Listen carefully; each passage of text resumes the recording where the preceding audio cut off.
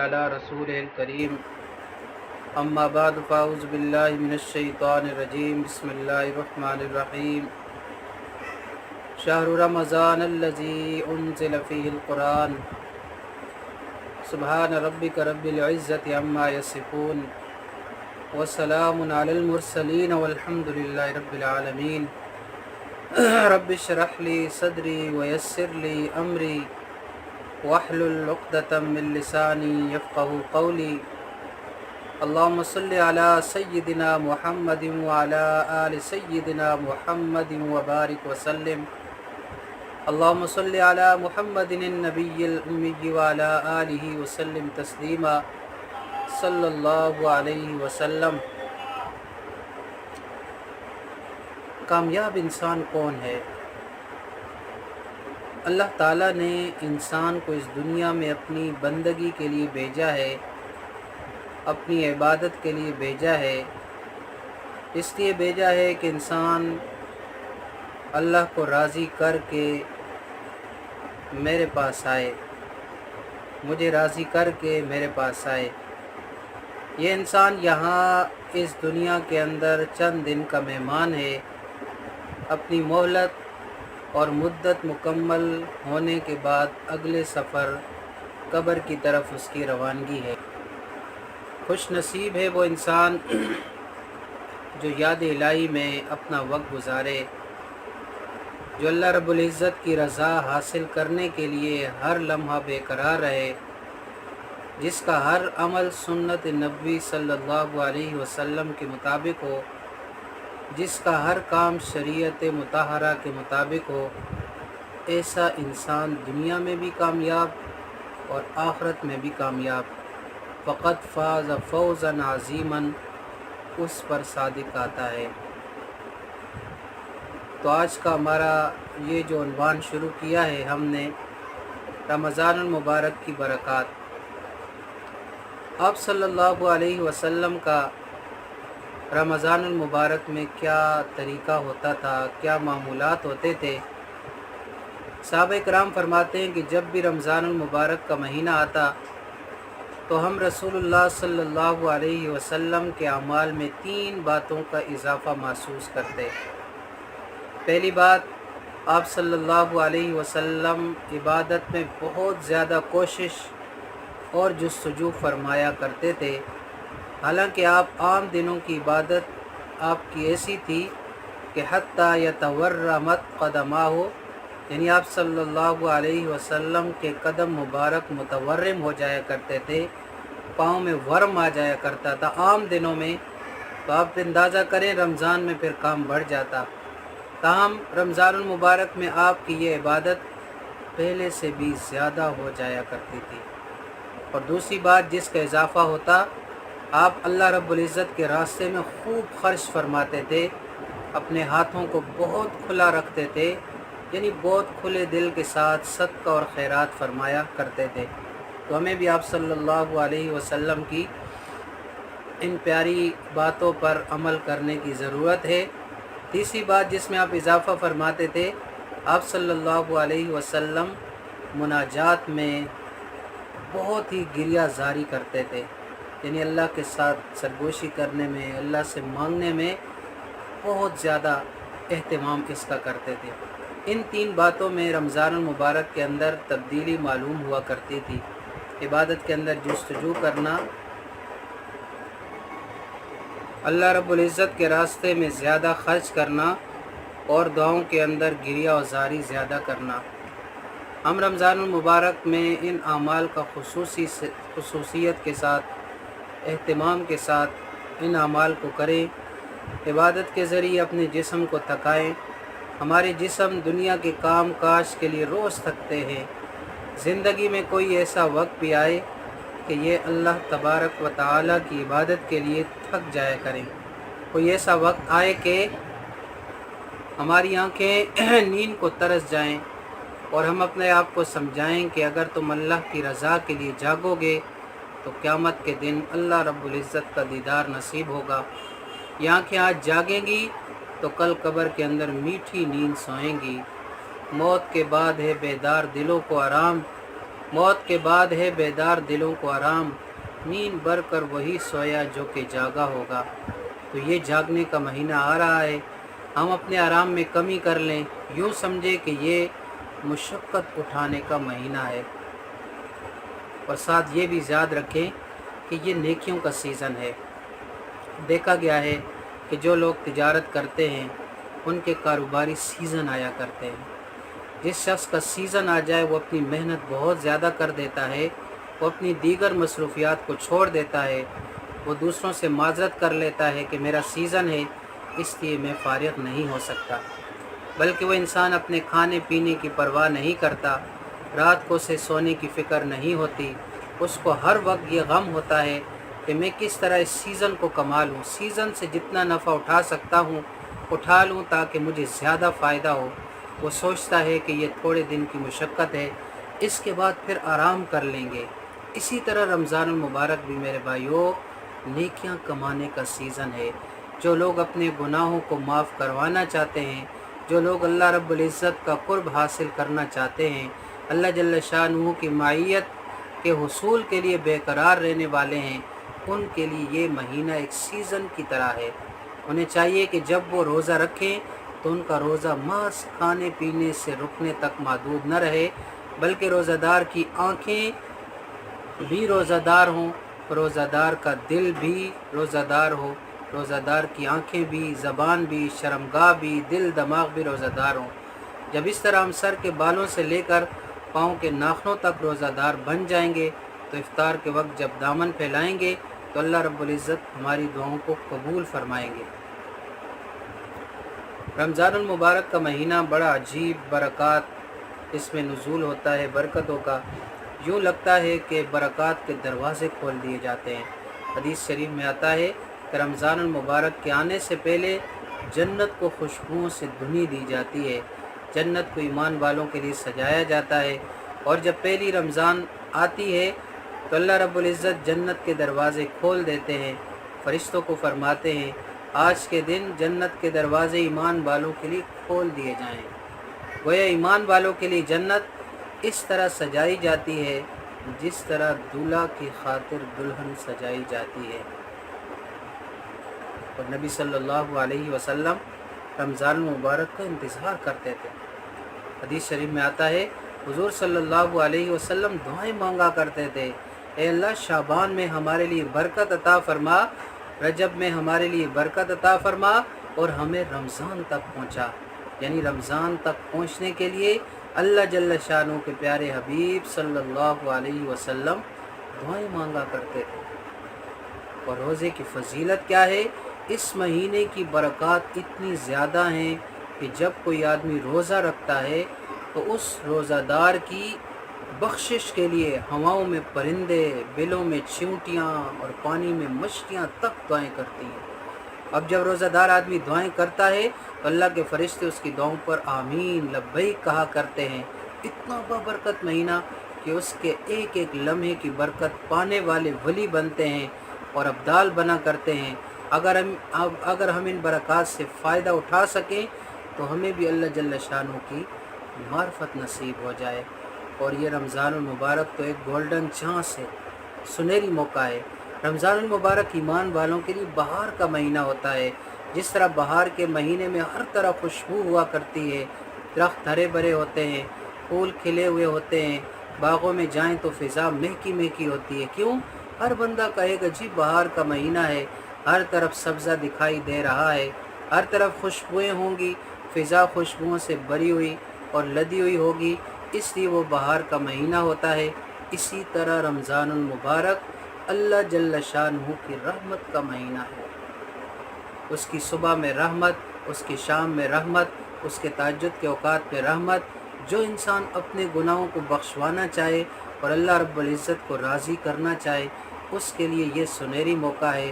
शायद ये golden chance या सुनहरी मौका का लफ्ज़ इसी मकसद के लिए बनाया गया हो क्योंकि ये लफ्ज़ इस मौके पर बिल्कुल फिट आता है। हमारे जो सल्फ़ व सालिहीन थे उनके रमज़ानुल मुबारक के अंदर क्या तरीक़ाकार था, कैसे वो गुजारते थे रमज़ानुल मुबारक को। कुछ वाक़यात उनके आपके सामने रखते हैं تاکہ ہمیں اندازہ ہو جائے کہ ہمارے اسلاف یہ مہینہ کیسے گزارا کرتے تھے۔ امام ابو حنیفہ رحمۃ اللہ تعالی علیہ کا معمول کیا تھا؟ ان کے حالات زندگی میں لکھا ہے کہ آپ رمضان المبارک کے مہینے میں 63 قرآن کریم ختم فرمایا کرتے تھے۔ اللہ اکبر۔ ایک قرآن کریم دن میں پڑھتے تھے، ایک قرآن کریم رات میں پڑھتے تھے، اور 3 قرآن پاک تراویح میں سنا کرتے تھے۔ رمضان المبارک میں 63 قرآن، 60 قرآن پاک دن میں اور رات میں، اور 3 قرآن کریم جو ہے وہ تراویح کی نماز میں۔ اللہ اکبر۔ اللہ ہمیں بھی نصیب فرمائے قرآن کے ساتھ تعلق۔ یہ قرآن کا مہینہ ہے، یہ رمضان جو ہے قرآن کا اس کے ساتھ بہت ہی گہرا تعلق ہے۔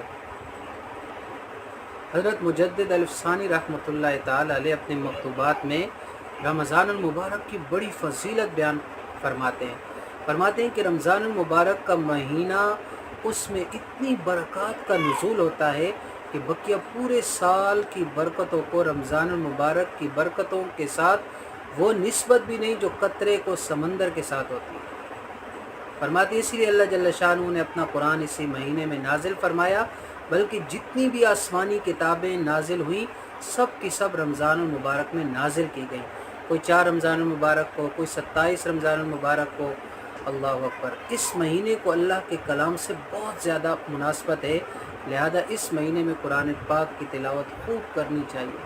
قرآن کریم جتنا بس میں ہے پڑھنا چاہیے، کیونکہ قرآن کے بغیر ہم مسلمانوں کی زندگی ادھوری ہے۔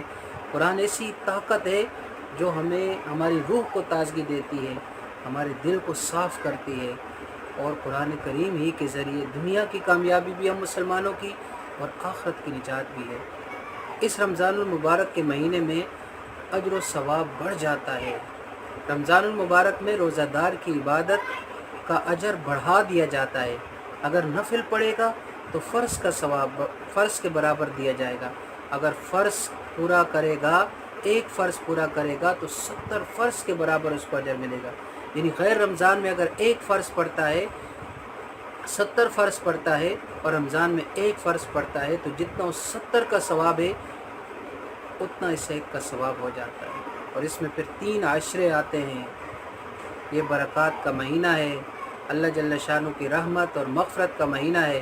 حدیث پاک کے اندر فرمایا اولھا رحمت، اس کے پہلے 10 دن رحمت کے لیے ہیں، اوسطھا مغفرت، اس کے درمیانی 10 دن مغفرت کے ہیں، وآخرھا عتق من النار، اور آخر کے 10 دن جو ہے وہ آگ سے آزادی کے ہیں۔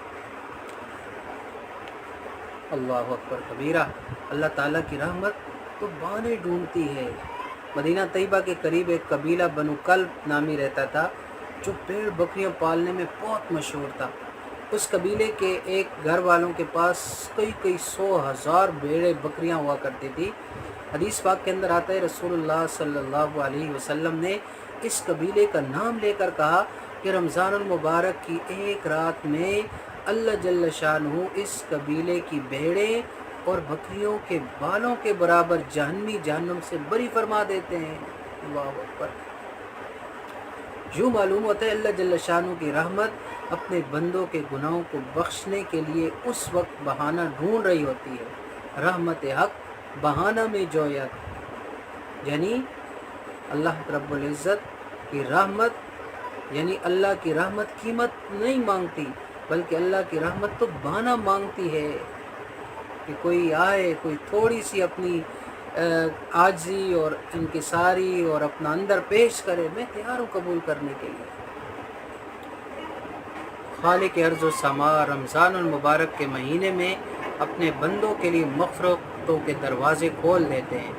بڑے بڑے شیاطین کو قید کر دیا جاتا ہے، پھر بھی انسان عبادت نہ کرے تو کون سی چیز رکاوٹ بنی؟ انسان کا اپنا نفس رکاوٹ بنا۔ اپنے نفس کو سمجھائیں، بہت عرصہ غفلت میں گزارا تم نے، اس مہینے میں کمانے کی ضرورت ہے، غفلت سے باز آ جا۔ نفس کی سستیاں، لاپرواہیاں، نفس کو سمجھاؤ مٹی بننے والا ہے، تو ختم ہونے والا ہے۔ سلف و صالحین کے حالات زندگی میں لکھا ہے کہ جب وہ کسی کی بزرگی کا تذکرہ کرتے تو یوں کہتے فلاں آدمی بہت بڑے بزرگ ہیں، اور دلیل یہ دیتے کہ اس نے تو اپنی زندگی کے اتنے رمضان گزارے ہیں، ان کے نزدیک بزرگی کا یہ پیمانہ تھا، بزرگی اور ترقی درجات کا اندازہ لگانے کا یہ معیار تھا کہ فلاں انسان زندگی کے اتنے رمضان المبارک گزار چکا ہے، اس کے درجے کو ہم نہیں پہنچ سکتے۔ یعنی بزرگی کا معیار جو ہے رمضان المبارک کا پانا ہے، اس کے اندر عبادت ہے۔ جنت کی سیل، بازاروں میں بعض دفعہ بہت چیزوں کی سیل لگتی ہے، پاکستان میں بھی سیل لگنے کا رواج بہت زیادہ ہے، فلاں جگہ جوتوں کی سیل ہے، جب سیل لگتی ہے تو بیش قیمت جوتے جو ہے وہ سستے داموں مل جاتے ہیں، کیوں جی سیل لگ گئی ہے۔ ایک عام دستور ہے کہ جب کسی چیز کی سیل لگ جائے تو قیمت والی چیز کم داموں میں مل جایا کرتی ہے۔ قرآن و حدیث کا مطالعہ کیا جائے تو یوں معلوم ہوتا ہے اللہ جل شانہ رمضان المبارک میں جنت کی سیل لگا دیتے ہیں، تو پھر انسان کیوں نہ حاصل کرے۔ حالانکہ اللہ رب العزت تو فرماتے ہیں واللہ یدعو الی دار السلام، اللہ تبارک و تعالیٰ تمہیں سلامتی والے گھر، امن والے گھر، جنت کی طرف بلاتا ہے، تو ہم کیوں نہ اس سے اس کی رحمتوں کو مانگے۔ اللہم انی نسألک الجنت ونعوذ بک من النار، اے اللہ ہم آپ سے جنت مانگتے ہیں اور دوزخ سے پناہ چاہتے ہیں۔ یہاں پر میں آپ کو ایک بڑا عجیب واقعہ سناتا ہوں۔ حضرت مولانا زکریا رحمۃ اللہ تعالیٰ علیہ کے رمضان المبارک کے بارے میں کیا معاملات ہیں۔ شیخ الحدیث مولانا زکریا رحمۃ اللہ تعالیٰ علیہ اپنے بارے میں فرماتے ہیں کہ میں اکابرین ہی کے نقش قدم پر رمضان المبارک یکسوئی کے ساتھ عبادت میں گزارا کرتا تھا۔ میرا معمول تھا کہ میں سارا دن قرآن کریم کی تلاوت میں لگا رہتا، کچھ وقت نوافل وغیرہ میں گزارتا۔ میرے ایک دوست جو کسی دوسرے محلے میں رہتا تھا، وہ رمضان المبارک میں مجھے ملنے کے لیے آیا، میرے ساتھ ملاقات کے لیے آیا۔ اسے میرے معمولات کا اندازہ نہیں تھا۔ اس نے سلام کیا، میں نے سلام کا جواب دیا، پھر اپنے کمرے میں آ کر تلاوت شروع کر دی۔ وہ بھی میرے پیچھے پیچھے کمرے میں آ گیا۔ وہ انتظار میں بیٹھا رہا، میں تلاوت کرتا رہا، حتیٰ کہ عصر کا وقت آ گیا۔ عصر کی اذان ہوئی تو میں پھر نماز کے لیے کھڑا ہوا۔ ہم دونوں نے آ کر نماز پڑھی۔ نماز کے بعد فارغ ہوتے ہی میں سیدھا اپنی جگہ پر آ کر بیٹھ گیا اور تلاوت شروع کر دی۔ وہ پھر کمرے میں آیا، وہ دوست تھا بچپن کا، بڑا بے تکلف دوست تھا۔ اس نے کمرے میں آ کر دیکھا تو میں نے تلاوت شروع کر دی۔ وہ تھوڑی دیر انتظار کرتا رہا، پھر کہنے لگا بھائی رمضان المبارک تو ہمارے پاس بھی آتا ہے مگر یوں بخار کی طرح نہیں آتا۔ یعنی اس کا اندازہ تھا کہ ان پر تو رمضان یوں آتا ہے جیسے کسی کو بخار چڑھ جاتا ہے۔ حضرت زکریا رحمۃ اللہ تعالی علیہ فرماتے واقعی مجھے پورا مہینہ ایسے ہی جذبہ رہتا تھا، اللہ اکبر کبیرہ، یا اللہ ہمیں اس کا ذرہ نصیب فرما کہ ہم پورا مہینہ جو ہے تلاوت کے عاشق بن جائیں اور پورا مہینہ ہم ایک لمحہ بھی ضائع نہ کریں، ہم قرآن کے ساتھ پورا مہینہ گزار دیں، اس سے بڑی کوئی سعادت نہیں ہے۔ اللہ تبارک و تعالیٰ کو راضی کرنے کا طریقہ کیا ہے؟ سلف و صالحین اللہ جل شانہ کو راضی کرنے کے لیے یوں عبادت کیا کرتے تھے جیسے کوئی کسی روٹھے ہوئے کو مناتا ہے۔ سبحان اللہ، روٹھے ہوئے رب کو مناتے تھے۔ اگر کوئی غلام بھاگ جائے اور پھر پکڑا جائے تو اپنے مالک کے سامنے آتا ہے تو کیا کرتا ہے؟ وہ اپنے مالک کے سامنے آ کے ہاتھ جوڑتا ہے، اپنے مالک کے پاؤں پکڑ لیتا ہے اور کہتا ہے میرے مالک آپ درگزر کر دیں، آئندہ میں احتیاط کروں گا۔ میرے دوستو، میرے بھائیو، رمضان المبارک میں ہم اللہ رب العزت کے سامنے اسی طرح اپنے ہاتھ جوڑ دیں، سر بسجود ہو جائیں اور عرض کریں کہ اے اللہ ہم نادم ہیں، ہم شرمندہ ہیں، جو کوتاہیاں اب تک ہم ان کو تو معاف کر دے، آئندہ زندگی ہم تقویٰ اور پرہیزگاری کے ساتھ گزارنے کی کوشش کریں۔ آرام اور سکون